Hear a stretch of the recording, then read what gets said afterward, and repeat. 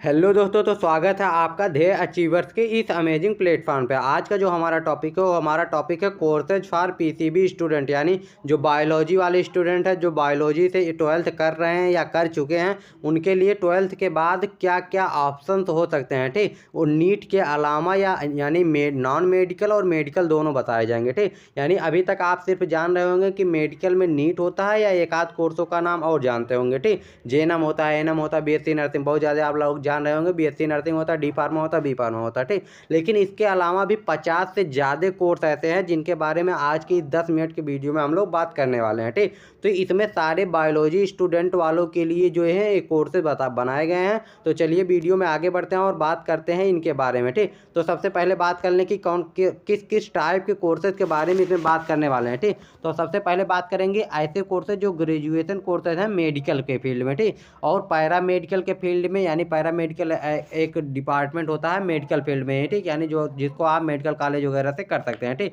इसके बाद pure science courses, यानी जो मेडिकल कोर्सेज नहीं है लेकिन साइंस के कोर्सेज हैं। ठीक, इसके बाद एग्रीकल्चर के कोर्सेज जो कि बायोलॉजी वाले स्टूडेंट कर सकते हैं।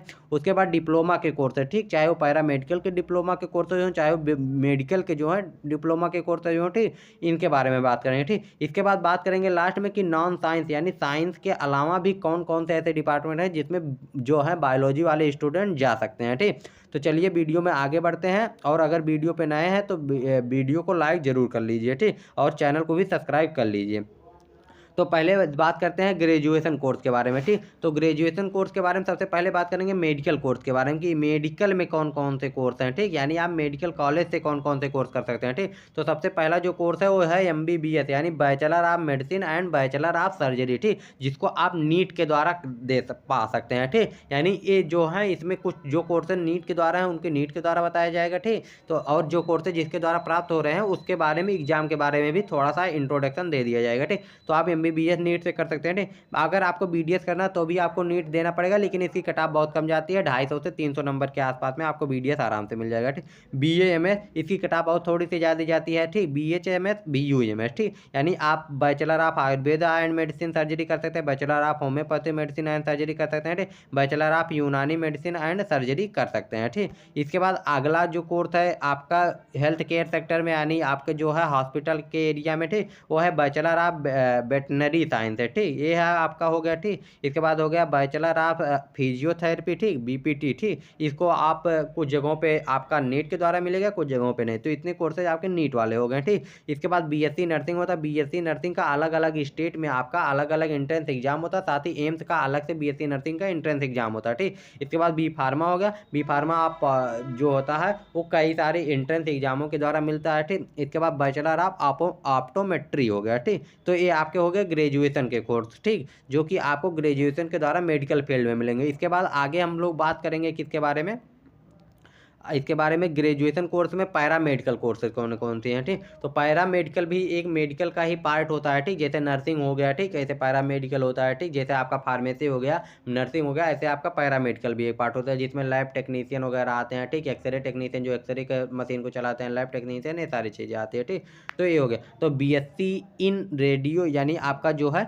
बीपीटी हो गया। ठीक, BPSC sorry BSc in radiology and imaging technology हो गया। ठीक, BSc in medical laboratory and technology, यानी बीएमएलटी इसको कहते हैं। ठीक, इसके बाद बीएससी इन एनेस्थीसिया टेक्नोलॉजी। ठीक, BSc in nutrition and dietitian, BSc in cardiological technology. ठीक, जैसे आपका इसमें डिप्लोमा और हर एक कोर्स का जो है डिप्लोमा कोर्स भी होता है और बैचलर कोर्स भी होता है। डिप्लोमा 2 साल का होता है, बैचलर कोर्स 3 साल, 3.5 साल, 4 साल का होता है। ठीक, तो ये सब हो गए। तो ये सारे आपके जो है ग्रेजुएशन कोर्स है। ठीक, बैचलर कोर्स है। ठीक, तो ये हो गया BSc in biotechnology, BSc in microbiology, BSc in genetics. ठीक, ये आपका हो गया। ठीक, प्योर साइंस के कोर्सेज हो गए। ठीक, वो पैरामेडिकल के कोर्सेज थे, ये आपके प्योर साइंस के कोर्सेज, यानी साइंस के द्वारा आपके बायोटेक्नोलॉजी में जा सकते हैं, माइक्रोबायोलॉजी में जा सकते हैं। ठीक, इसके बाद बीएससी के बाद एमएससी कर सकते हैं, पीएचडी कर सकते हैं, बहुत सारे कोर्सेज कर सकते हैं। ठीक, बीएससी इन जेनेटिक्स हो गया। ठीक, बीएससी इन इन्वायरमेंटल साइंस, अगर आपको इन्वायरमेंट में इंटरेस्ट है तो उससे इन्वायरमेंटल साइंस से भी आप बीएससी कर सकते हैं। ठीक,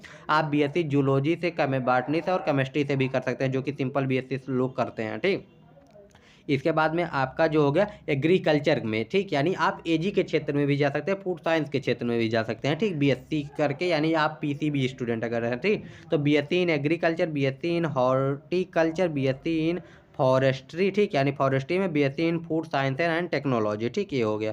इसके बाद में आपका आ जाता है अदर ऑप्शन, ग्रेजुएशन में अदर ऑप्शन क्या, अभी इसके बाद ग्रेजुएशन के अलावा कौन कौन से डिप्लोमा के कोर्सेज हो सकते हैं इसके बारे में बात करेंगे, ठीक। तो बीएससी इन फिजियोलॉजी हो गया, ठीक, बीएससी इन फिजियोलॉजी, ठीक, BSc in forensic science, BSc in biomedical science, BSc in bio information हो गया, ठीक।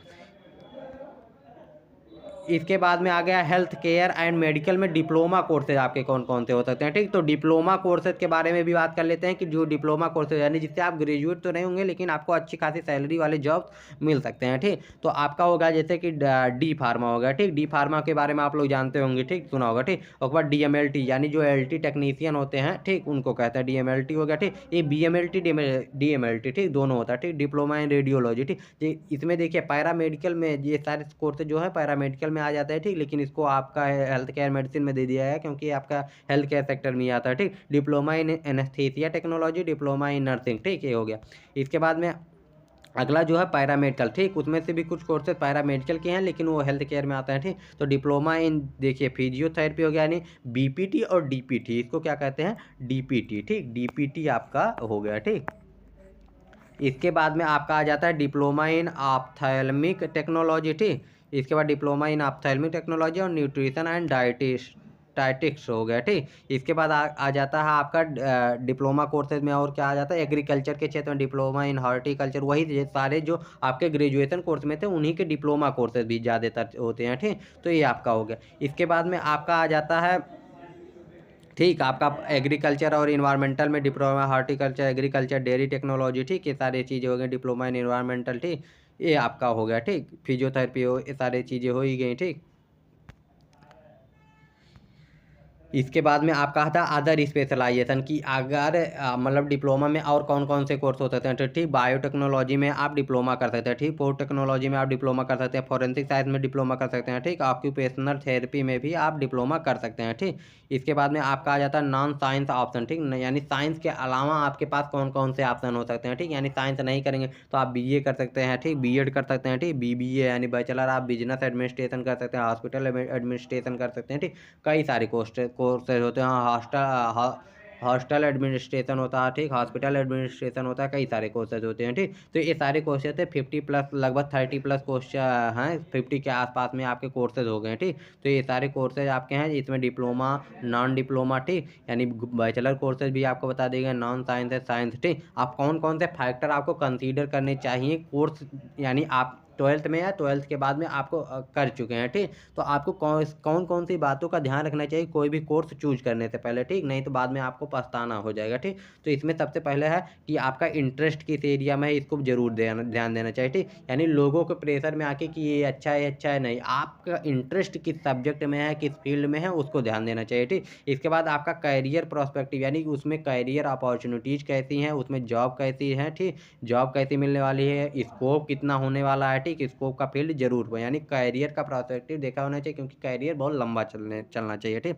ऐसा नहीं है कि आप कोर्स कर लें और उसका कोई स्कोप ही ना हो, ठीक, आने वाले समय में उसका कितना स्कोप है इसका, और उसके बाद आपको ड्यूरेशन भी देखना है अपने हिसाब से, और फीस भी, यानी आप उसको अफोर्ड कर पाएंगे क्योंकि कई सारे ऐसे कोर्सेज होते हैं जो गवर्नमेंट कॉलेज में भी बहुत ज़्यादा फीस लगती है, ठीक। तो उसको आपको अफोर्ड कर पाएंगे कि नहीं कर पाएंगे, उतना लंबे समय तक आप पढ़, जैसे MBBS अगर आप कर रहे थे तो आपको अच्छी खासी सैलरी के लिए, अच्छी खासी कमाई के लिए आपको 5.5 साल MBBS, उसके बाद अगर आप PG नहीं कर रहे हैं तो डॉक्टर का मतलब कुछ रह नहीं जाता, ठीक। तो आपका मतलब 10-12 साल, तो इतने लंबे समय आप पढ़ पाएंगे कि नहीं पढ़ पाएंगे, आपको जो ड्यूरेशन फीस उसकी दे पाएंगे कि नहीं दे पाएंगे, ये सारी चीज़ों का ध्यान में रख के ही आपको कोई भी कोर्स चूज करना चाहिए, ठीक। तो ये सारी चीज़ें हो गई। अगर आपको कोई भी दिक्कत होगा तो आप कमेंट करके बता दीजिएगा, और अगर चैनल पे नया है तो चैनल को सब्सक्राइब कर लीजिए। वीडियो पसंद आया, इन्फॉर्मेटिव लगा हो तो प्लीज़ वीडियो को लाइक कर दीजिए और अपने दोस्तों के साथ भी शेयर कीजिए। मिलते हैं नेक्स्ट वीडियो में, bye bye, take care and जय हिंद।